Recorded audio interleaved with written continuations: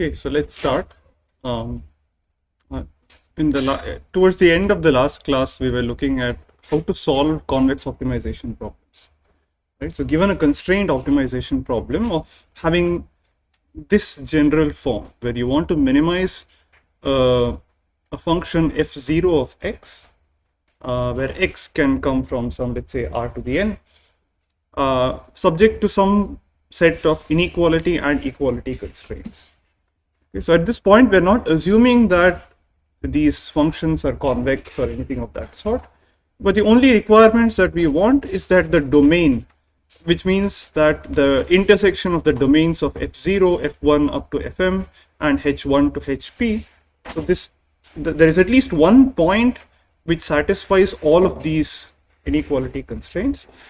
In other words, even these functions have to be well defined. And there exists an optimum, which means that there's at least one point which satisfies these constraints. Right? So any point that satisfies the constraints is called a feasible point. We assume that there is at least one feasible point, and there is a well-defined optimum, right, or a well-defined minimum for this particular function. So in this general framework, how do we come up, or how do we solve such an optimization problem? Right. So in order to do so, we defined a new optimization problem through what is called the Lagrangian. So the Lagrangian was this function, which is essentially a linear combination of the objective function and all of these constrained functions. Right. So it's just a simple linear combination, but these coefficients of the linear combinations are what we call Lagrange multipliers. So where we distinguish the Lagrange multipliers corresponding to the inequality constraints and those corresponding to the equality constraint. And using this, we define the Lagrange dual function, which is the unconstrained minimum of this Lagrangian. And this, when I say unconstrained, it's just that x should lie in the domain of all the f's. So for example, if all the fi's and all the hi's are defined for all of r or all of Rn, then this is simply infimum over all x in Rn of the Lagrange. Correct? So this Lagrange dual function is simply a function of these coefficients or the Lagrange multipliers.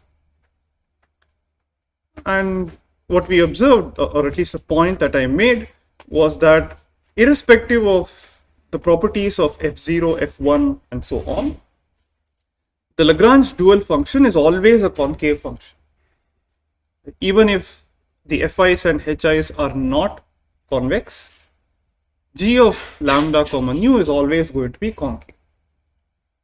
Okay, I didn't prove this particular statement, but for now we'll assume this as a fact. We'll see why this is true later on when we analyze convex functions. But this turns out to be concave. So from potentially a non-convex optimization problem, we come down to a convex optimization problem. So the dual optimization problem is defined as you maximize g of lambda comma nu subject to the constraint that lambda is component wise greater than or equal to 0. Okay, so this is what we call the dual optimization problem. And as it turns out, the solution to the dual optimization problem always gives you a lower bound on the true optimum. Okay. In general, there could be a strict separation between the two, but in many cases of interest, these two will turn out to be the same. Right. So instead of solving the primal optimization problem, which we may or may not know how to solve, if we are able to solve this dual optimization problem, then we are done, because at least this gives us the actual value of the minimum. Correct? But in itself, it doesn't tell us, it doesn't seem to give us the optimizing point. It only tells you what the constrained minimum is, but at the face of it, it doesn't seem like we're not able to get the x star that minimizes the function. But as we'll turn out this particular approach not only gives us the value of the minimum, but it also gives the minimizer as well. Okay. And we saw one particular example through linear programming. Right? We saw a simple linear programming problem where we defined the primal optimization problem. We also defined the dual optimization problem. We were able to solve both and saw that both of them give you the same value. Correct. So the dual optimization problem by itself seems complicated because we have sort of a minimization followed by a maximization. We want to minimize the Lagrangian over all possible x, and then you maximize the Lagrange dual function over lambda greater than or equal to 0 and nu in r to the p. But as it turns out, instead of directly trying to solve for this optimization problem, we can show that solving this optimization problem corresponds to solving for a set of conditions. And these are what are called the KKT conditions. So again, I'm not telling you right away how we are getting all of these conditions. We'll analyze this step by step as we go along. But for now, let's see how do we solve such an optimization problem. How do you do dual optimization? So I claim that solving the dual optimization problem corresponds to verifying the following conditions, what I call the KKT conditions. So these are named after three people: Karush, Kuhn, and Tucker. Okay, and the conditions basically say the following. Now, some of these are pretty natural. You can kind of guess where this comes from just by looking at the dual optimization problem. So we know that the dual optimization problem is a concave optimization problem. Right?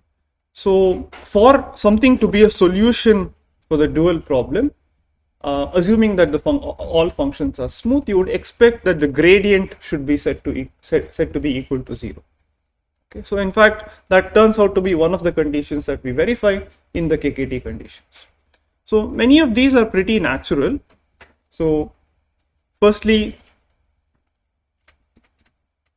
basically you solve for x star satisfying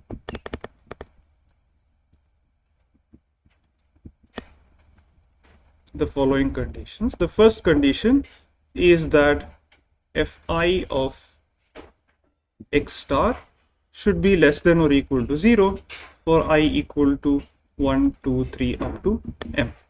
I mean, this is what we want.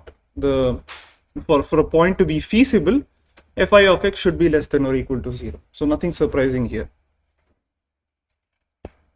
And similarly, we want hi of x star to be equal to 0 for I equal to 1, 2, 3 up to m. Okay, just the same, the point has to be feasible, nothing else. So in fact, we'll find not just x star, but we basically solve for x star, lambda star, and nu star, which satisfies the following conditions. So lambda star should be component wise greater than or equal to 0.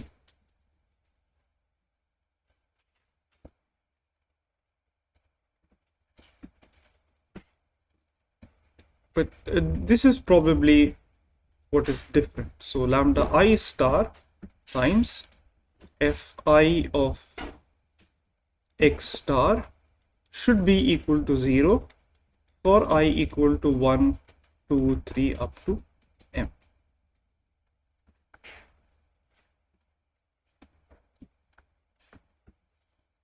Okay, this particular condition may not be obvious immediately, but we'll see why we get this. The fifth point is that the gradient of the Lagrangian should be set equal to 0. So the gradient of f0 of x star plus summation I equal to 1 to n lambda I star fi of x star plus summation, so gradient of fi of x star summation j equal to 1 to p nu I star gradient of h j of x star. This should be equal to 0.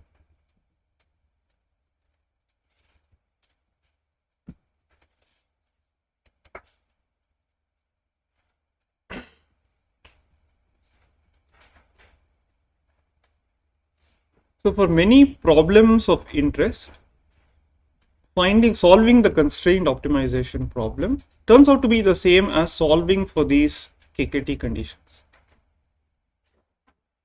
Okay, but one needs to be a little bit careful, because just because a set of points satisfies the KKT conditions, it does not necessarily mean that it is a solution to your original optimization problem. There are certain conditions under which solution to the KKT conditions gives you the solution to your original optimization problem. Okay, so in certain cases, the KKT conditions turn out to be necessary for the original optimization problem. In certain cases, it is sufficient, and in certain cases, it is both necessary and sufficient. So one needs to be careful. Okay. So in general,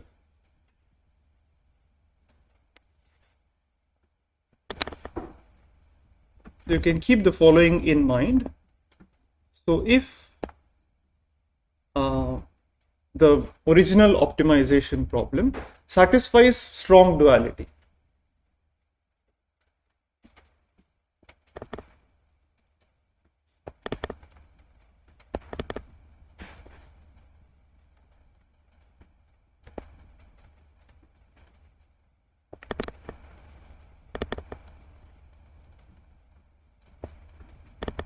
then the KKT conditions turn out to be necessary.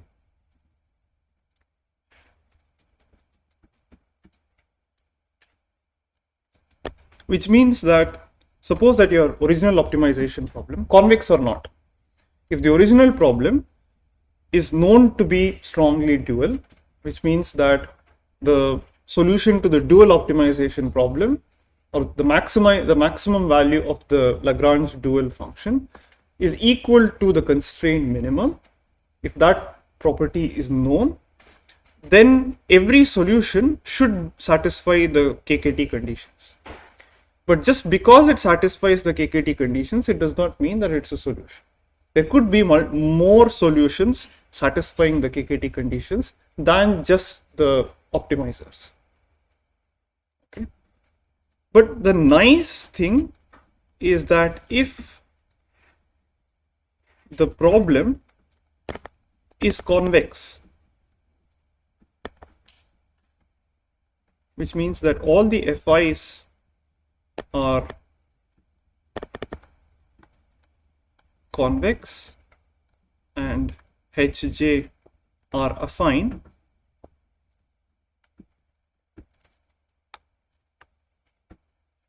then KKT turns out to be sufficient.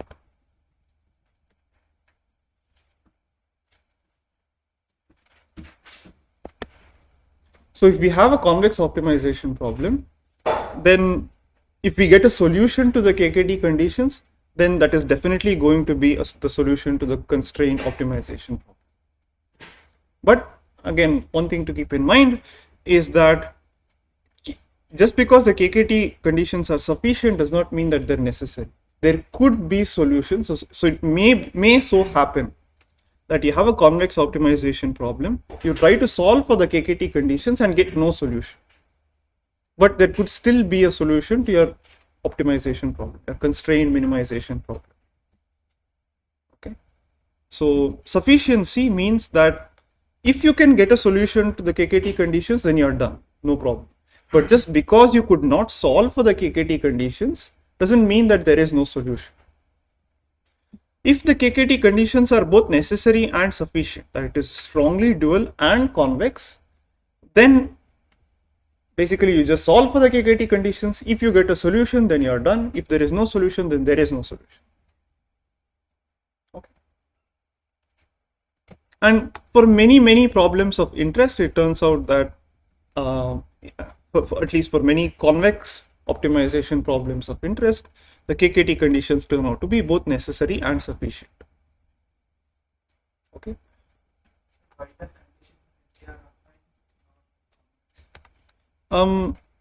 So this is how we define the problem, right?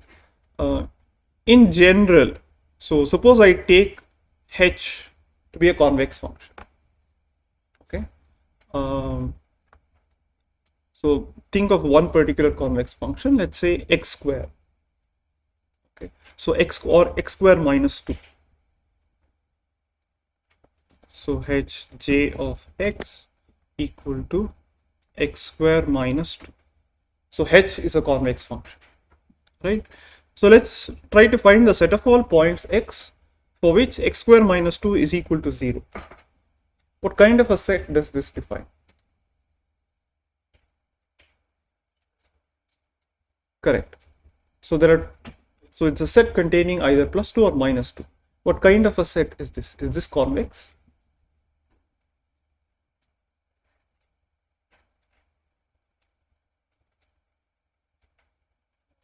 It is not, right? So if you take h to be a convex set, then in general this will not give you a convex set. Correct. So we always want the constraint set to be convex. That's how we define a convex optimization problem. Okay. Compare this with an inequality constraint. Okay, let's say that x square minus 2 should be, so x square is convex, x square minus 2 is also convex, x square minus 2 is less than or equal to 2. What kind of a set does this correspond to? It's less than or equal to 0, right? Or so this is the same as saying x square is less than or equal to 2. What kind of a set is this? It's the closed interval from minus 2 to plus 2, right? This will be a convex set. In fact, as we'll see later on, if f of x is convex, right? Any function f is convex, then the set of all x satisfying f of x less than or equal to some tau always turns out to be a convex set. In fact, that's a fairly easy thing to prove, right? So I'll just leave that as an exercise.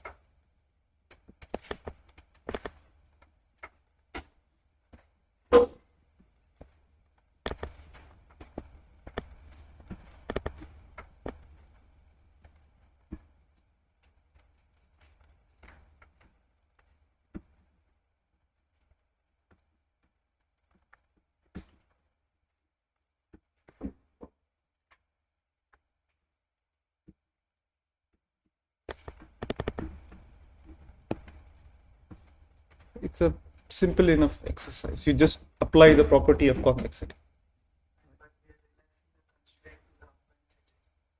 But remember that if it's an inequality constraint, then this turns out to be convex, correct? But if I apply an equality constraint, f of x equal to tau, then this in general will not be convex. But if f is affine, right? In other words, it's both convex and concave, right? Then the corresponding set turns out to be convex. So similarly, if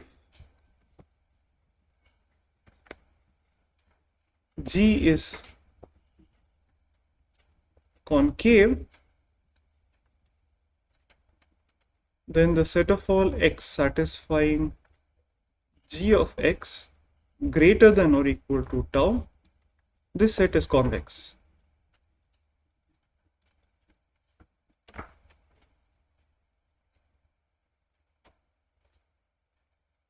Correct. So if h is affine, right? It's both convex and concave, correct? So the set of all x satisfying h of x equal to tau is basically the intersection of these two sets. So it's an intersection of convex sets and therefore convex.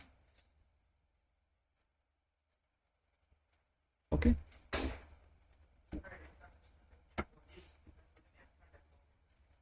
Which one? So f is a convex function. F of x is the function evaluated at the point x. Right.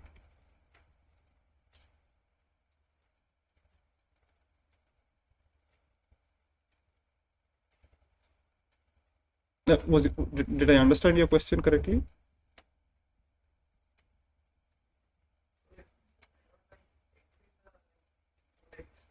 Correct. X is the variable.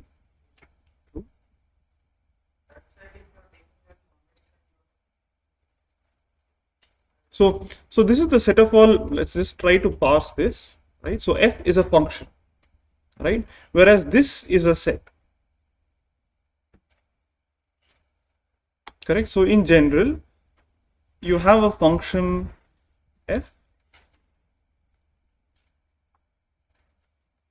So in general, this could be a function of, let's say, in R2, right? F of x1 comma x2. So this looks something like a bowl, and you fix a particular tau. So this is a plot of the function f. So you fix a particular tau, and you want to find out what is the set of all x1, x2 for which f of x1, x2 is less than or equal to tau. Correct? So you can think of this plane at tau. Right? So it's the set of all x1, x2 for which the curve or the function value is less than or equal to tau. So this would correspond to some region over here. Right? So this would be the set of all x1 comma x2 such that f of x1, x2 is less than or equal to tau. If you just think of a simple univariate function, so this is just x, f of x, let's say the function is something like this. You fix any particular tau, correct, and you want to know the set of all x for which f of x is less than or equal to tau. For what values of x is it less than or equal to tau? In this entire interval, correct? And this happens to be a convex set. So this is the set that I'm talking about, correct? So this is a set, but the set is defined through a function f. Now what if f is not convex, right? In general, I could have some function that looks like this.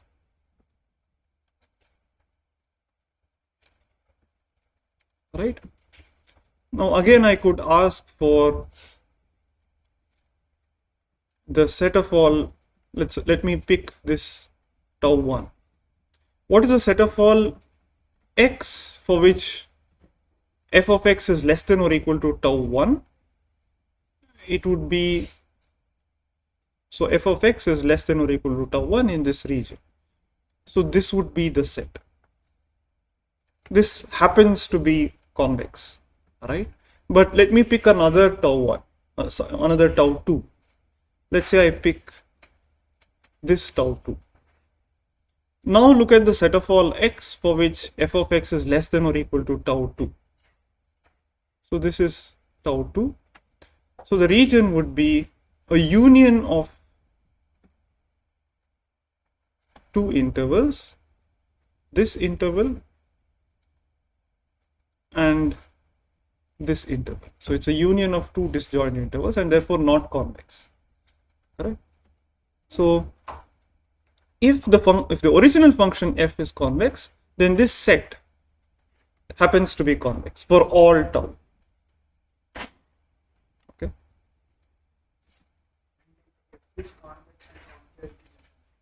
Correct. Right. And why is that true? Why is a function that is both convex and concave always affine?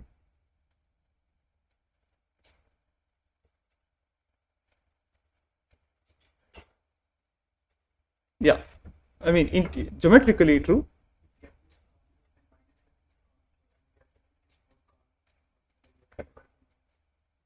Okay, so f is equal to minus f? No, that's not. We were not saying that f of x equal to f minus f of x.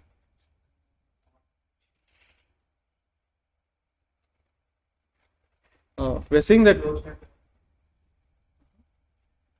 So, just to see why that's the case, just apply the definition of convexity in both cases. Apply that to f. Apply that to minus f. Okay, and you'll see that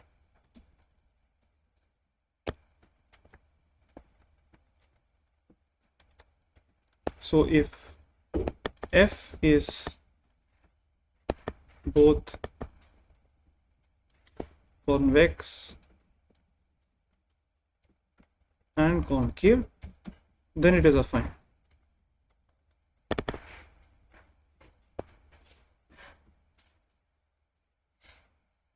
Okay, essentially it's a linear whatever, it's an affine function.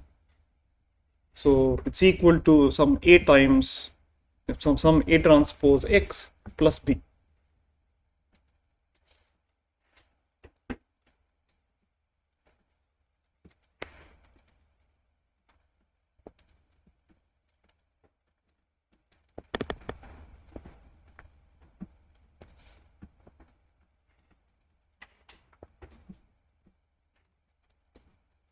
So the hint is just use the definition of convexity first on f and then on minus f.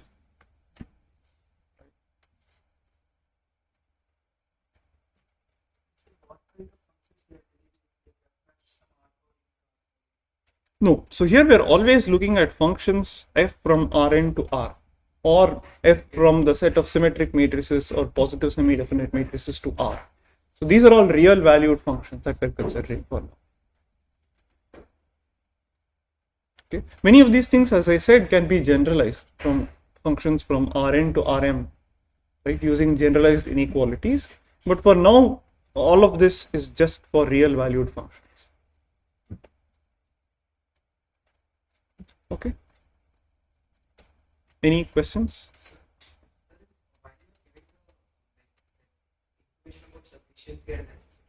Correct. Yes. But for necessary, if the problem satisfies strong duality, then is this known beforehand, or are we supposed to find out if they actually? Correct. So that's a good point. In certain cases, you can show that strong duality holds. There is something called Slater's condition, which tells you something about. So basically, if there is at least if there's at least one point in the relative interior of the constraint set such that all of these inequalities are satisfied with strict inequality, then it turns out that that problem will satisfy strong duality. Okay, there are a number of different conditions. That is one sufficient condition for strong duality. Okay, so there are many other properties that one can check to see whether strong duality is satisfied or not, right? But for us, we're mainly interested in convex optimization problem, in which case KKT conditions are sufficient. Okay? And so in addition, if it also satisfies strong duality, then it's both necessary and sufficient.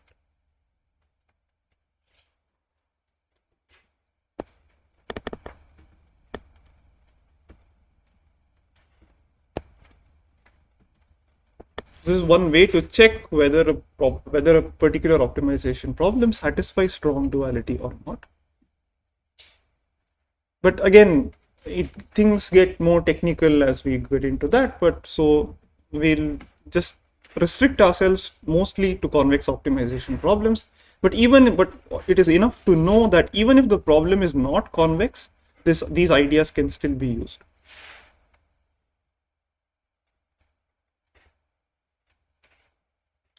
So any questions? Okay, so let's see some examples and try to see how this helps us in solving constraint optimization problems. So first, let's look at a very simple toy example for which we know what the answer is. Okay, it's a just very straightforward.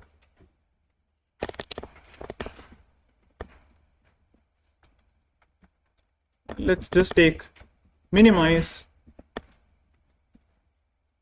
say, x square, subject to the constraint that x lies in 1, 2. Okay, it's a constraint optimization problem. And one thing to note is that you can't just get the solution by setting the derivative equal to 0.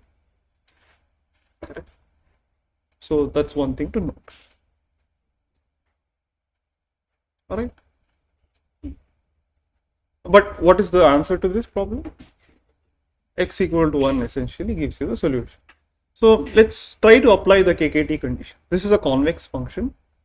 Okay. And how do you write the constraints? How do you bring it to standard form?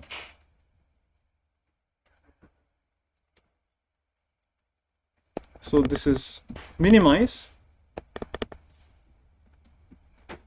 x square subject to x less than or equal to 1, or x greater than or equal to 1, or minus x less than or equal to minus 1, or minus x plus 1 is less than or equal to 0, and x is less than or equal to 2, or x minus 2 less than or equal to 0.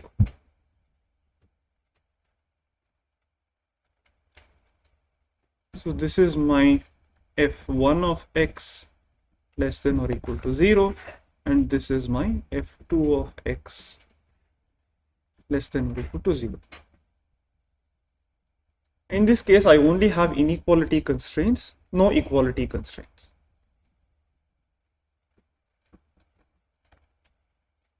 Okay. Now let's look at each of the KKT conditions. What does the first condition say?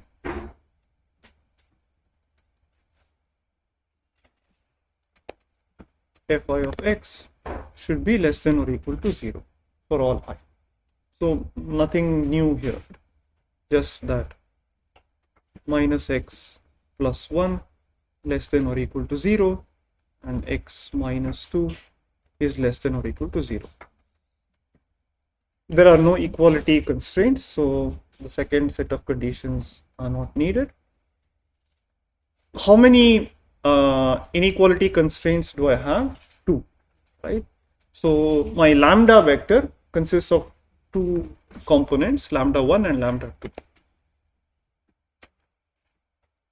So lambda should be greater than or equal to 0, which tells me that lambda 1 should be greater than or equal to 0, lambda 2 greater than or equal to 0. What is the next set of conditions? Correct. So lambda I fi equal to 0. Lambda I fi of x should be equal to 0. So lambda 1 times minus x plus 1 should be equal to 0, and lambda 2 times x minus 2 should be equal to 0. Now, when can this happen? So let's take the first condition, lambda 1 times minus x plus 1 equal to 0. Correct. So this means that either lambda 1 equal to 0 or x equal to 1.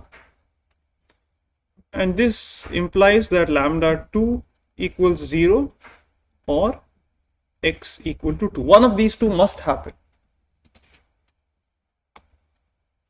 Okay.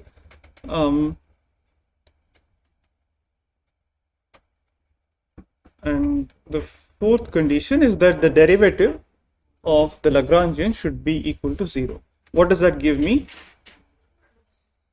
2x plus lambda 1 into minus 1 plus lambda 2 should be equal to 0, correct? Or 2x plus lambda 2, let me write it the following way. So 2x should be equal to lambda 1 minus lambda 2. Okay. Now from these conditions, right, let's look at all of these conditions together. So either lambda 1 should be equal to 0 or x should be equal to 1, and lambda 2 should be equal to 0 or x equal to 2, right? So obviously x can't be both 1 and 2, right? So either x should be equal to 1 or x should be equal to 2, right? And lambda 1 should be, if x equal to 1, then lambda 1 may be equal to 0, may not be equal to 0, doesn't matter. But if x equal to 1, then it's necessary that lambda 2 should be equal to 0. Otherwise, these two conditions cannot be simultaneously satisfied. Correct?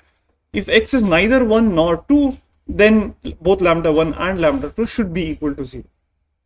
So firstly, can we have both lambda 1 and lambda 2 equal to 0? Correct. So then x would be equal to 0 and it does not satisfy the constraints. Okay. So both lambda 1 and lambda 2 cannot be equal to 0. One of lambda 1 or lambda 2 could be equal to 0. Right. Now which of these could be equal to 0? Can lambda 1 be equal to 0? Why? Correct. If lambda 1 equal to 0 and lambda 2 is not equal to 0, right, then x becomes negative. Or put another way, if we set lambda 1 equal to 0, we know that x should lie between 1 and 2, which must imply that lambda 2 should be negative. Correct? So the only way to satisfy these conditions is if lambda 1 equal to 0. If lambda 1 equal to 0, then x should be equal to 1. Yeah? Which one? Sorry, lambda 2 equal to 0 and x equal to 1. Correct? So then what would be the value of lambda 1? Lambda 1 would be equal to 2. And you can see that this choice, lambda 2 equal to 0, lambda 1 equal to 2, x equal to 1, will satisfy all of these constraints, all of the KKT conditions. Okay. So effectively solving this constraint minimization problem boiled down to searching for a solution to a bunch of equations. It doesn't necessarily seem that it's become any better, right? This was a very simple optimization problem for which you could very easily guess the solution, but we still had to check a bunch of different conditions, and it may or may not be easy, right? But in many cases this simplifies things. So let's look at another example.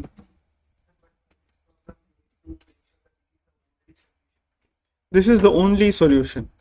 Yes, correct. Correct. Correct. As it turns out, this also satisfies strong duality. So it turns out to be necessary also.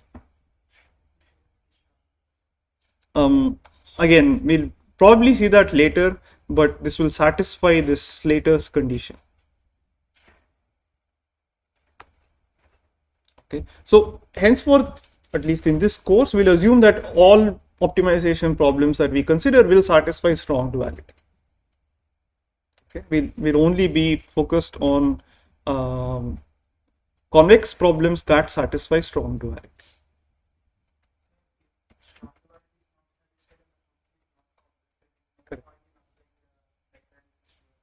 True. Yeah.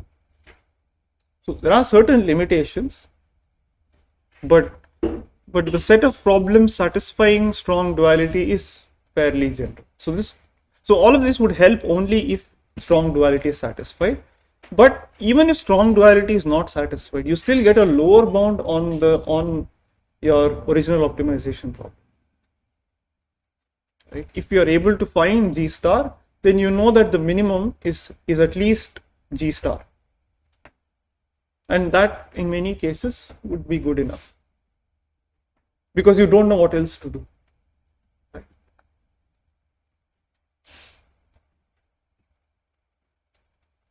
So let's now look at another simple example.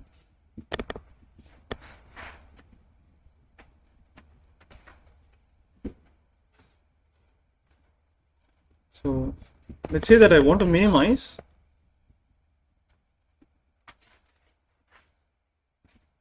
X transpose QX plus some B transpose X, subject to the constraint that AX equal to the 0 vector.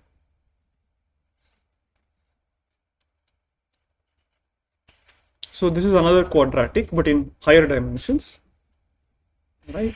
Subject to some equality constraints.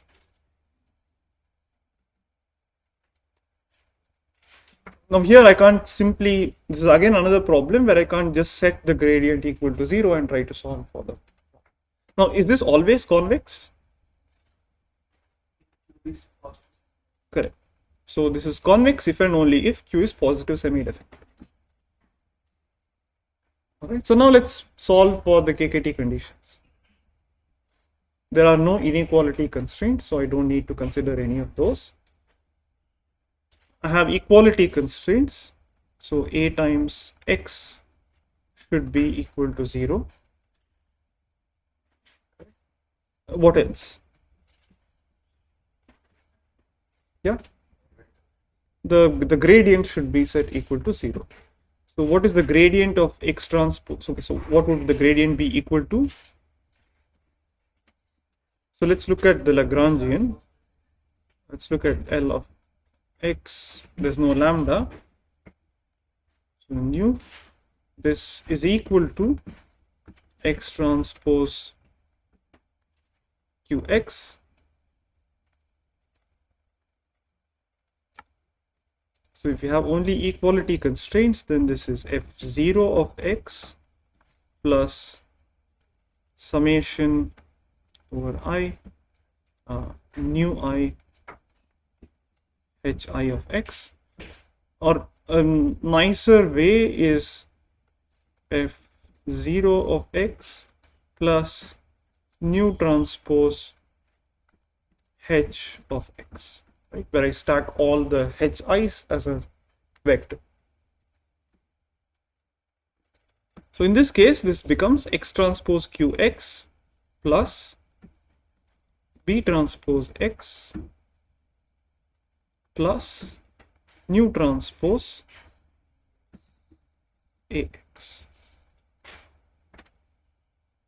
right? So Q is an n by n matrix. A is in general some p by n matrix.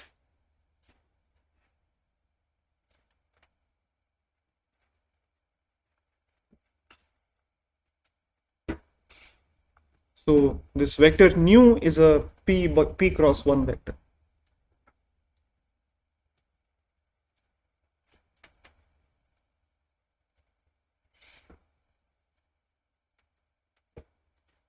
So the last property says that the gradient of L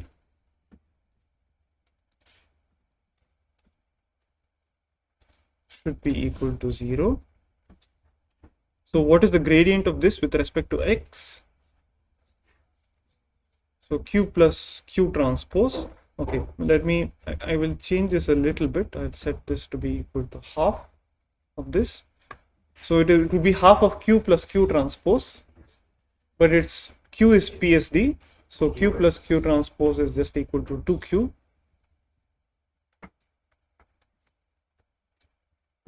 So that would just give me Q times X plus B plus A transpose would be the transpose of nu transpose A, which would just give me A transpose nu. This should be equal to 0.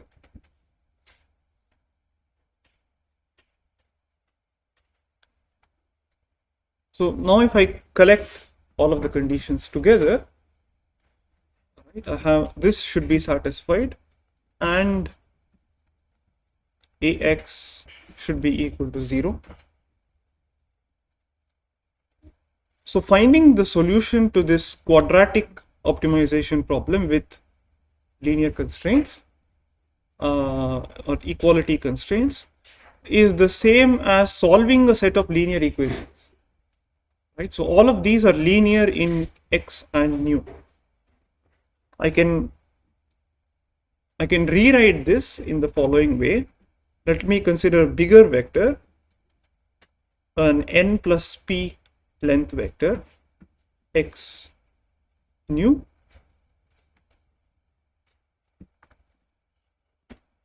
So I have q times x plus A transpose times nu should be equal to minus B.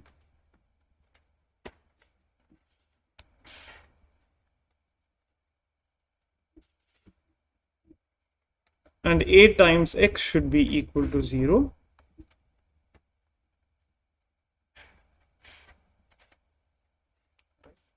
So this quadratic so solving for this quadratic optimization problem is the same as solving for this set of this system of linear equations.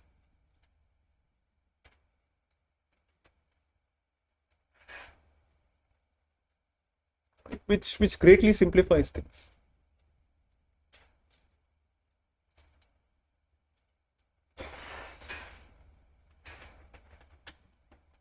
So in general, even if I had Ax equal to some C, right, I could still just replace this with just C over here.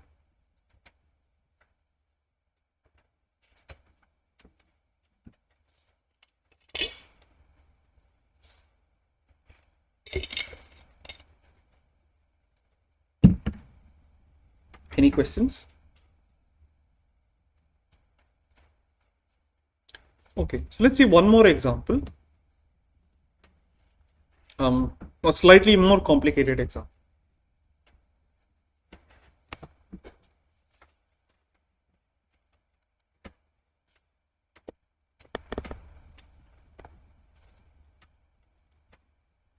So this is a problem that arises in wireless communication.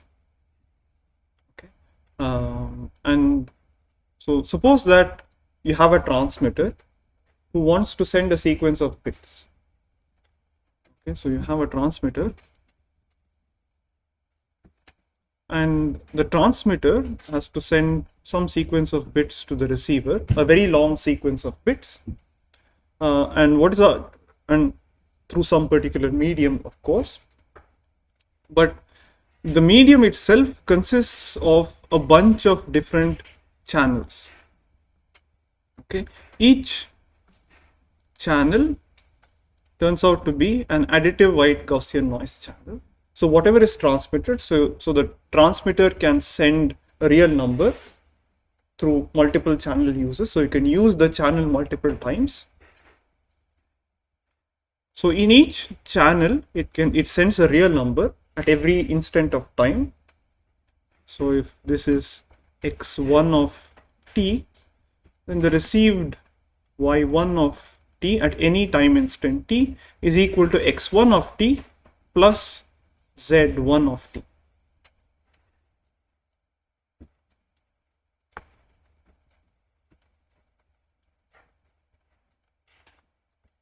Right? So for each I, for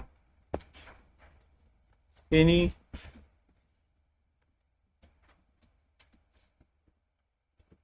time instant t and ith channel,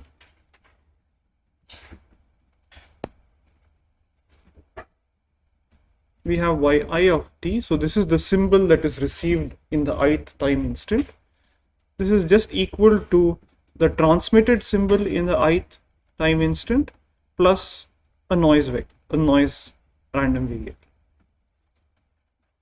where this is assumed to be Gaussian with zero mean and variance sigma I square.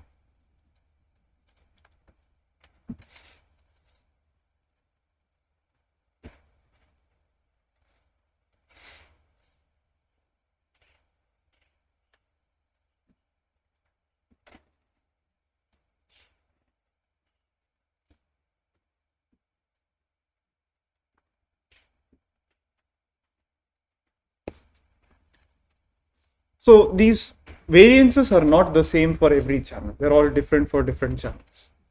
Okay. And in every time instant, the transmitter can transmit through some of these channels or all of these channels. But there is a constraint. So the transmitter has to satisfy what is called an average power constraint. So it has some power budget.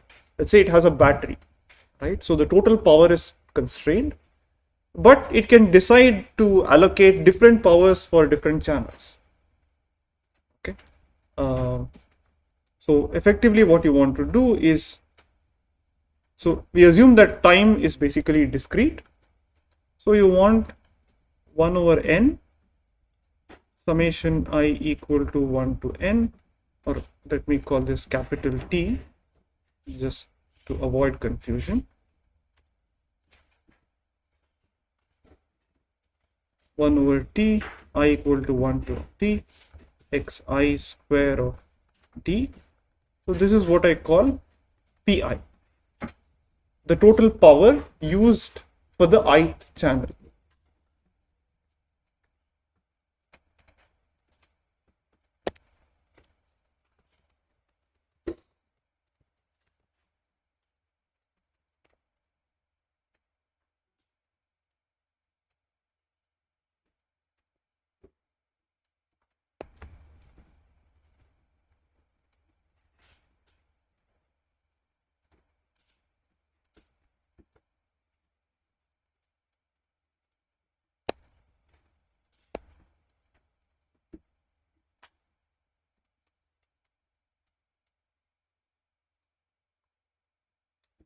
Okay, so this is the average, this is the power used by the ith channel, and you have a total power budget.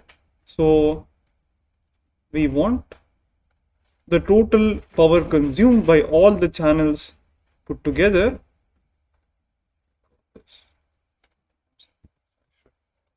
Careful. So summation t equal to 1 to t is equal to pi. So we want summation I equal to 1 to m. Assume that there are m channels. The total power should be less than or equal to some capital P. This is our total power budget.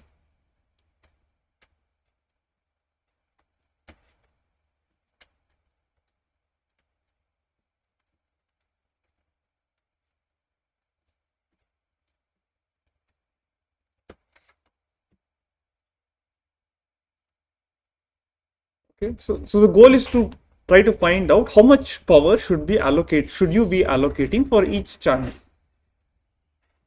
Okay. But even before that, what is it that we are trying to optimize? Right. So right now we have a bunch of constraints. We have a total power budget. Each, of course, pi should be greater than or equal to 0. But ultimately we have to decide what is it that we want to maximize or minimize. So one thing that we can try to minimize is the probability of error, but that we'll treat that as a sort of a hidden quantity and try to maximize the rate or the reliable rate of communication. Okay. So how many of you have taken a course in information theory or are taking the course in information theory? Okay, the others have not. It doesn't matter. So I'll state a result. So remember that you can use all of the channels for t time instants. Right? We'll assume that t is sufficiently large. Okay. So it turns out that the number of information bits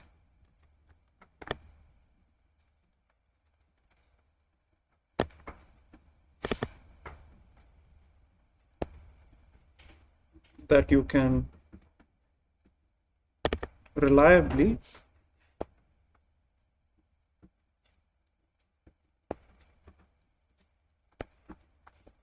send across the ith channel in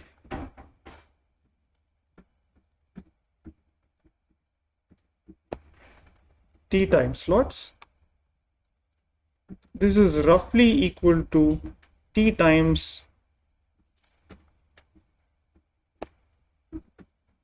half log 1 plus pi by sigma I square.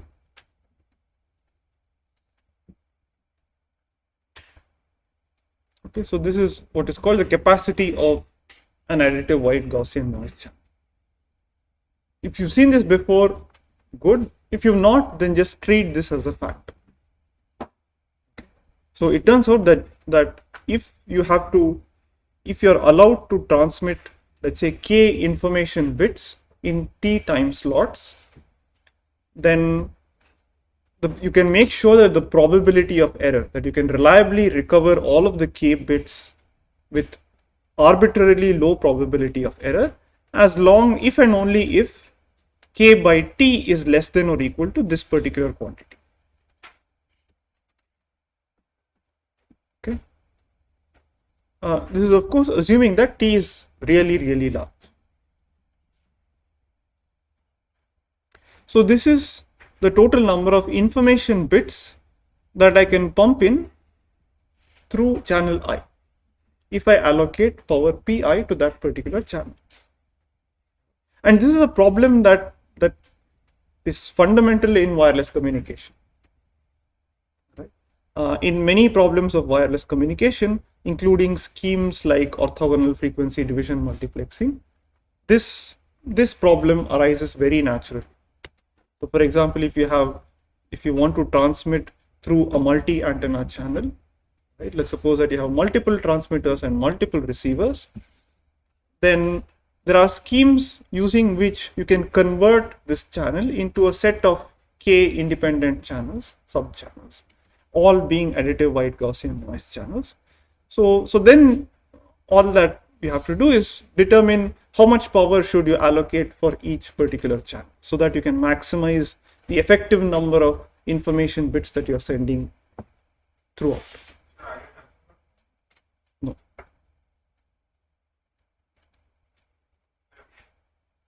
Yes?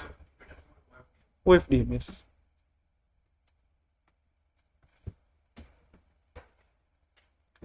So anyway, so this is the total number of information bits that you can reliably send through the ith channel. So what is the total number of information bits that you can reliably send through the ith, through all of the channels put together? So the total rate or the total number of information bits is basically proportional to, so what I call the overall rate is equal to summation I equal to 1 to m half log 1 plus pi by sigma I square.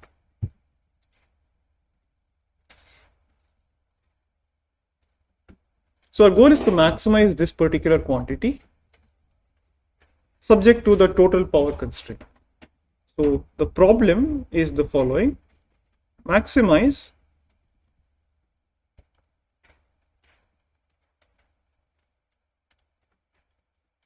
summation I equal to 1 to m.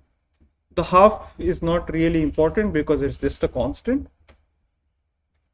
So let's say I just want to maximize half, just log 1 plus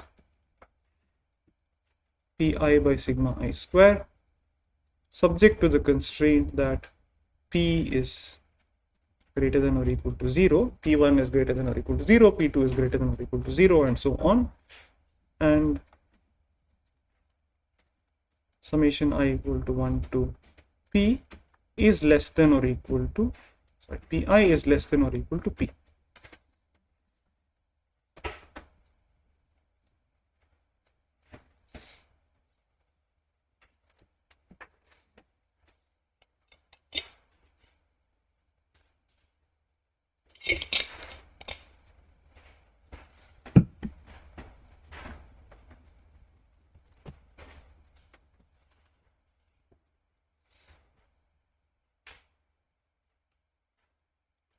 All right. Let's bring this to the standard form. So these constraints are the same as saying that minus pi is less than or equal to 0 for all I, and summation I equal to 1 to m pi minus p is less than or equal to 0. So I only have inequality constraints, no equality constraints.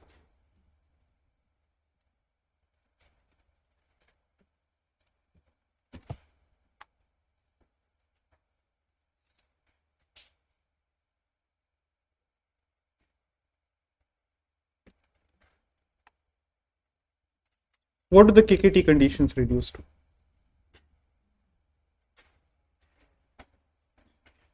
Yeah.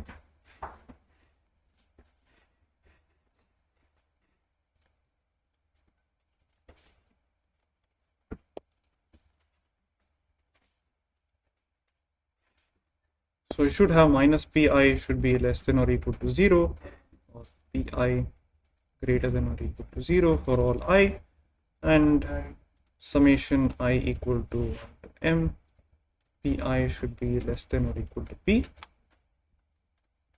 The second condition is that, now what is the lambda vector? What are the dimensions of the lambda vector?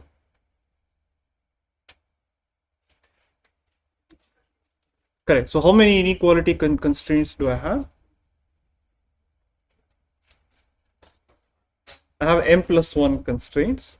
So lambda is in R to the m plus 1, and I want each of the components should be greater than or equal to 0. Okay.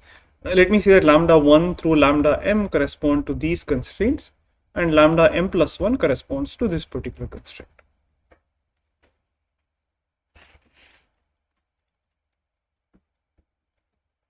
And this corresponds to lambda m plus 1 is multiplied with this particular constraint. Okay, what else?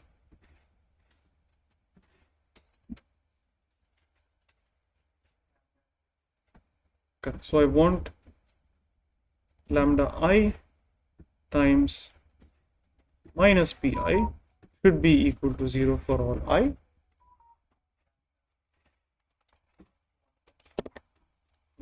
M. So this implies that either lambda I should be equal to 0 or pi should be equal to 0. I also have lambda m plus 1 times summation I equal to 1 to m pi minus p should be equal to 0. So either lambda m plus 1 should be equal to 0 or summation I equal to 1 to m pi should be equal to p.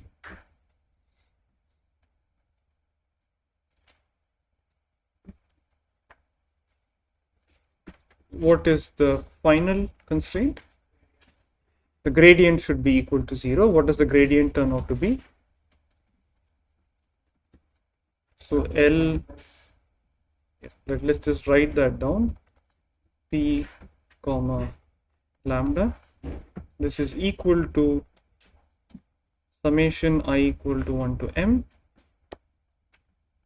log 1 plus pi by sigma I square plus I equal to 1 to m lambda I times minus pi plus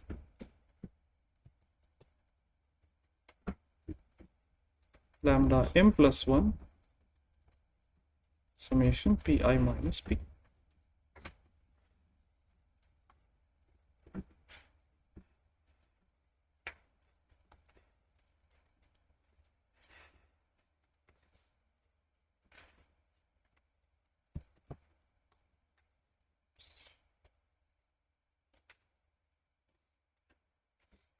So what is the gradient of this with respect to p?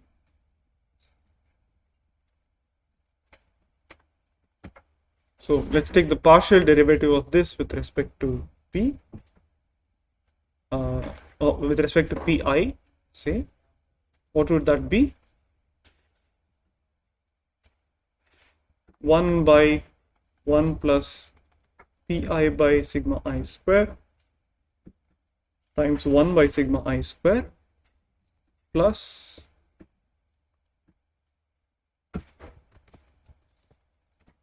minus lambda I plus lambda m plus 1 should be equal to 0.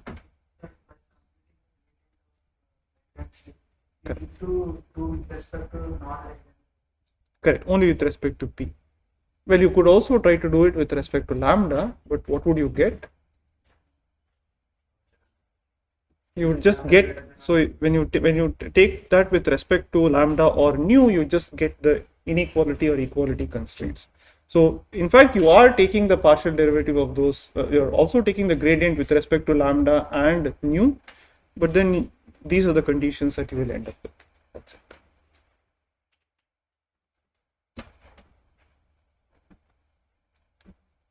Okay, so what does this reduce to? You get 1 by pi plus sigma I square is equal to lambda I minus lambda m plus 1.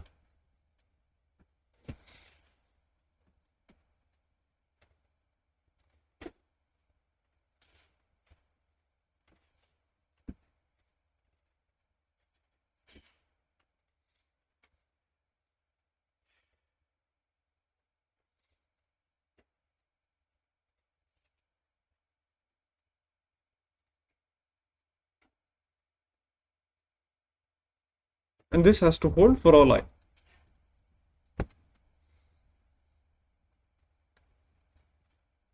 Okay, so in addition, we also have that either pi should be equal to 0 or lambda I should be equal to 0. Correct? So suppose that now at least one of the pi should be non-zero, right? Because otherwise you have zero rate. Obviously, there is some solution. So you pick a pi, if at least one pi is non-zero, then lambda I should be equal to 0.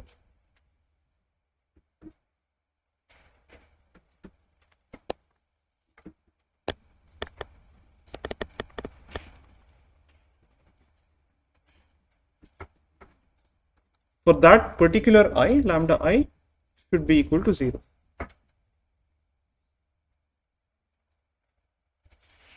Correct?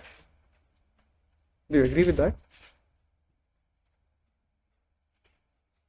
I mean, so for every I, either pi equal to 0 or lambda I equal to 0.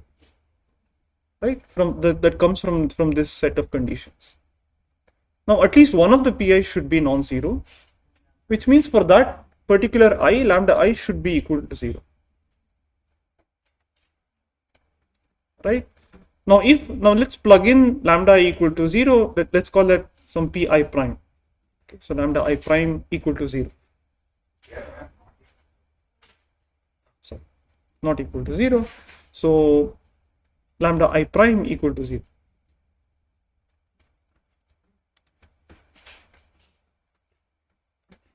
Is strictly greater than 0, which means that so that lambda I prime is equal to 0. Correct? Then what does this equation reduce to? 1 by sigma I prime square should be equal to minus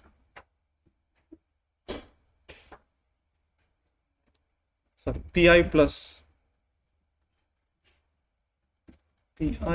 lambda I prime, or pi prime plus lambda I prime square should be equal to minus lambda m plus 1. Correct?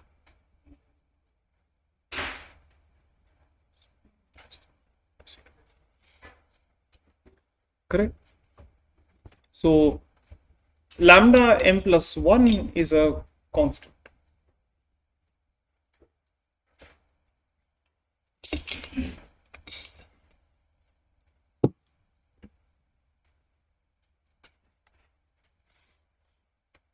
right?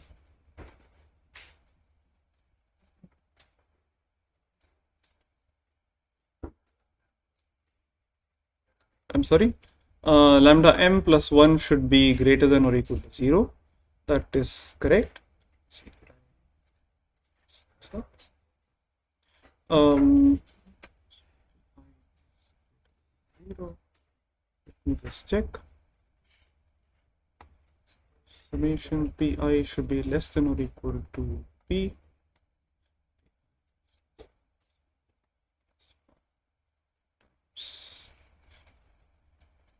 Okay. So when can this ever be satisfied? Sorry, lambda m plus 1. Okay, but lambda m plus 1 is not equal to 0.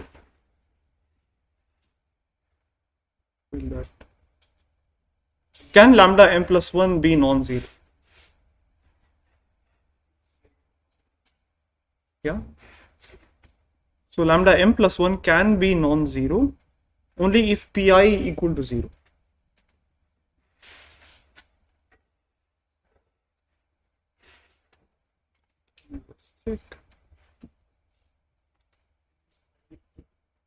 Yeah.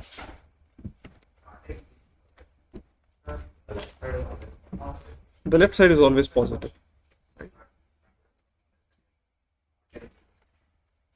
Correct. So can this be satisfied?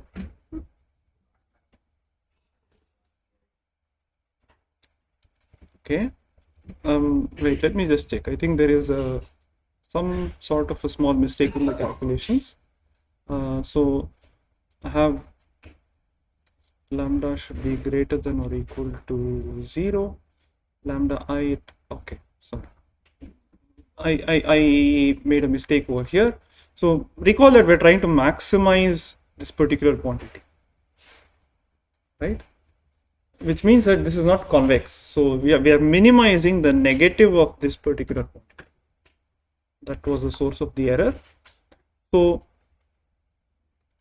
the Lagrangian is the negative of this plus these particular quantities. Correct. So maximizing summation I equal to 1 to m log of 1 plus pi by sigma I square is the same as minimizing the negative of this particular function. And that is a convex function.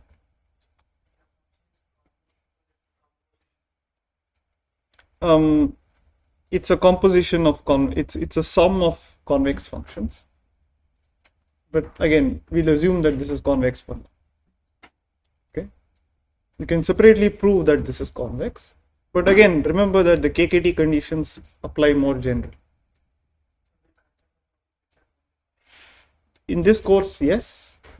So whatever problems I give you will mostly be convex. So in particular, this turns out to be a convex optimization problem. So this would be the negative of this plus this, or the negative of 1 over pi plus sigma I square should be equal to lambda I minus lambda m plus 1. Correct? So the negative of this should be equal to lambda m plus 1 or lambda m plus 1, or let me put it this way. So pi prime plus sigma I prime square should be equal to 1 over lambda m plus 1. And lambda m plus 1 is something which is greater than or equal to 0. Right? And this holds for every I prime such that lambda I prime is equal to 0 or pi prime is greater than 0. So if pi is greater than 0, then pi should be equal to 1 over lambda m plus 1 minus sigma I square.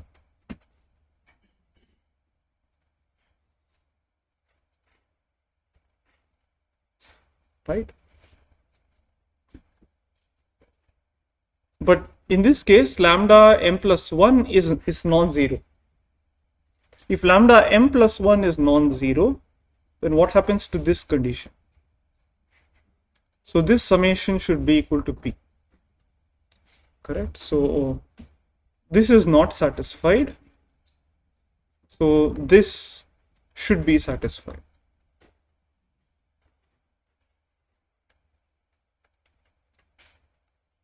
Summation I equal to 1 to m pi should be equal to p.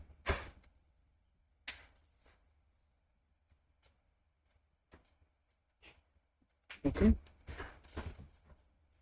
So let's guess a choice for pi. I mean, we already have it now. So you choose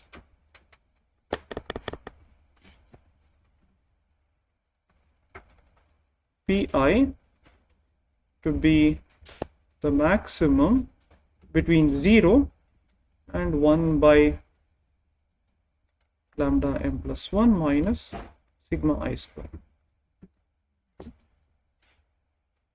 So if it so happens that 1 by lambda m plus 1 minus sigma I square is less than 0, then you choose pi equal to 0. If this quantity is greater than 0, then you set pi equal to this particular quantity. Okay, but now I don't know what lambda m plus 1 is, right? You simply choose the lambda m plus 1 that satisfies summation I equal to 1 to m pi equal to p.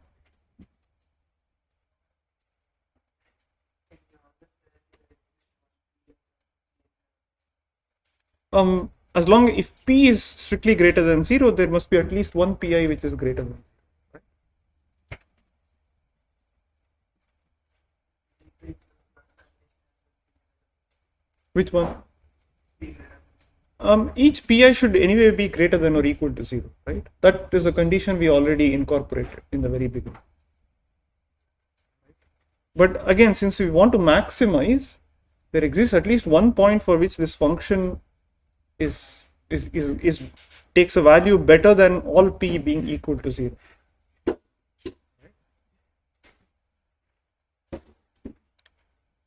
Okay, so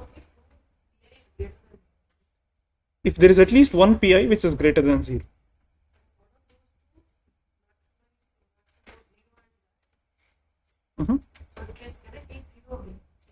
Which one?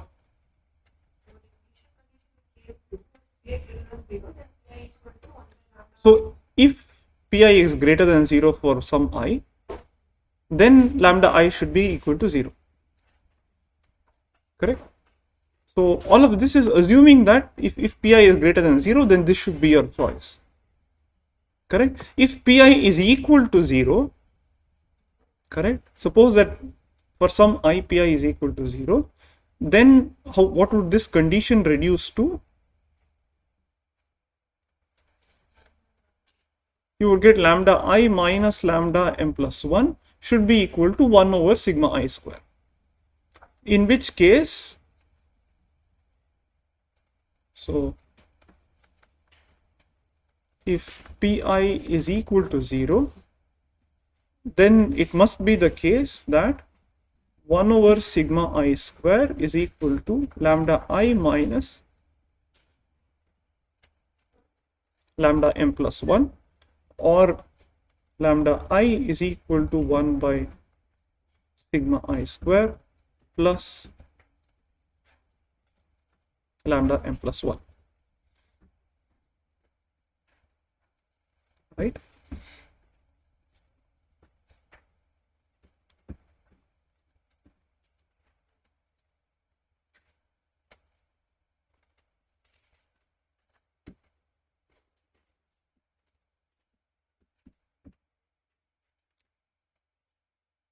So this is one particular choice that I'm making. Okay, so pi is equal to max of this. So corresponding to this particular choice, pi, some of the pi's could be 0, some of the pi's will be non-zero, strictly positive. Okay, and I'm going to choose this. I'm going to choose 1 over lambda m plus 1 such that this sum is equal to p. For this sum to be equal to p, there should be at least one pi which is non-zero. Right? For all the pi's that are equal to 0, I just set lambda I to be equal to this. Okay. Just by solving for this, I will get 1 by lambda m plus 1. I can solve for lambda m plus 1. Right? Now, if you go back, this particular choice will satisfy all of the KKT conditions. Each pi is greater than or equal to 0. Lambda I is always greater than or equal to 0. Either lambda I equal to 0 or pi equal to 0.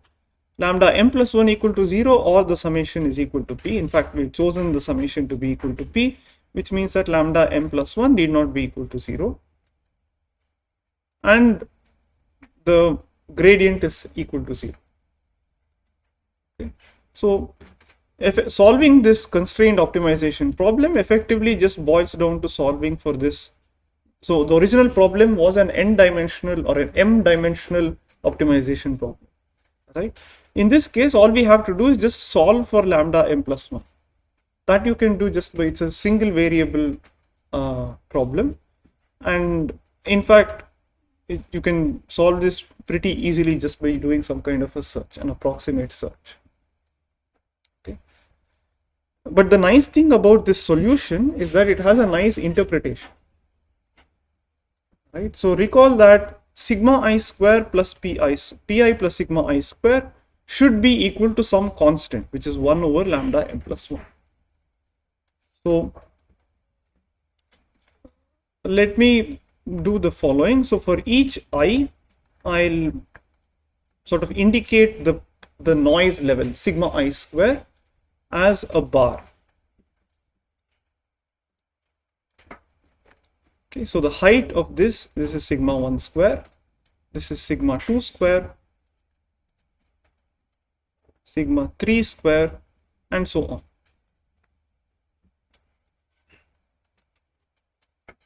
Okay, what is the total power that is available to me? That is pi.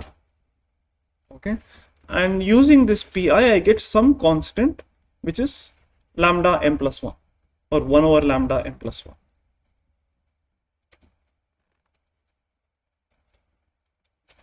So maybe this lambda m plus 1 or 1 over lambda m plus 1 is this particular number.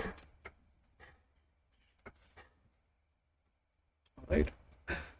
What I want to make the solution is such that pi plus sigma I square is always equal to lambda m plus 1. Correct. So if this is sigma 1 square, then p1 is precisely this particular height, the optimum value of p1. This would be the optimum value of p2. This would be the optimum value of p3. This would be the optimum value of p4.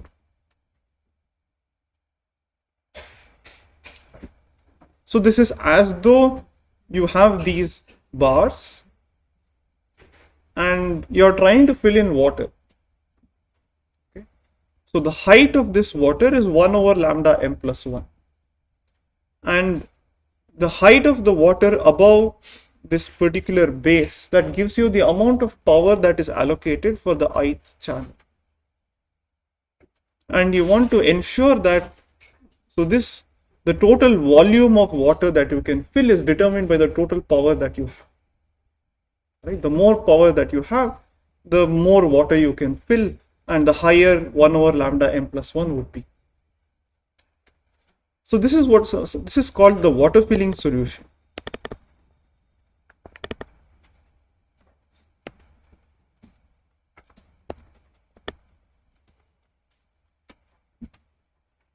Okay, and what this says is that unless the noise power is too high, you will transmit through this particular channel. Now, a naive way of transmitting through multiple channels is you pick the cleanest channel and you pump in all information through that. What this optimization problem, or what the solution to this optimization problem tells you is that no, don't do that. unless the noise level is too high, you should use all possible channels. But how much power do you allocate to each channel? It's proportional to how clean the channel is. If the channel is more clean, you allocate more power, but don't put all the power into one particular channel. You should sort of distribute it across channels. But you distribute it in a way such that this water is filled evenly. But remember, this was of course to ensure that this rate is maximized. This was the objective function. We had this original problem. We mathematically formulated this as an optimization problem, as this optimization problem, and this optimization problem gives us this water filling solution. And this water filling solution is used in practice. In fact, our cell phones do it to some extent.